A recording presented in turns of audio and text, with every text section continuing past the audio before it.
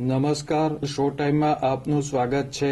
ભાવનગરના સુભાષનગર વિસ્તારમાં રહેતી મહિલા ઘરે એકલી હતી ત્યારે એક અજાણ્યો શખ્સ ઘરમાં ઘૂસી ગયો હતો અને કબાટમાં રાખેલ રોકડ રકમ લઈને ફરાર થઈ ગયો હતો।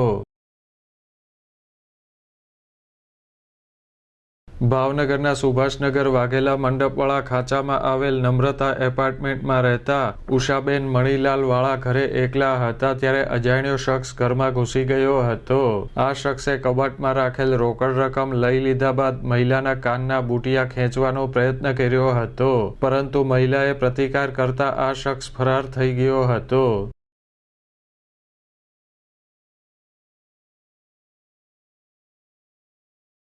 આ બનાવ અંગે ઉષાબેને જાણકારી આપી હતી। મને એક ભાઈ કોક આવ્યો હતો, તે દરવાજો બંધ હતો, હથખોલો હતો ને એને ઉઘાડી નાખ્યો। તો કે બેન શું કરો છો? મેં કીધું ભગવાનની વાયટું કરું છું।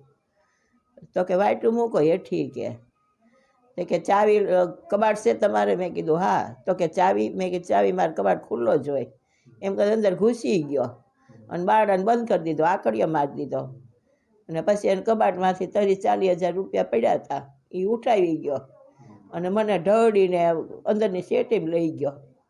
પણ એને કોશિશ ઘણી કરી પણ એનો કંઈ લાગ વળગ્યો નહીં। મેં એક પાટું માર્યું તો એ હેઠો પડી ગયો અને મને આ બાજુકડા ભરીને લોહી કાઢી નાખ્યા। રૂપ લોહીવાળું છે।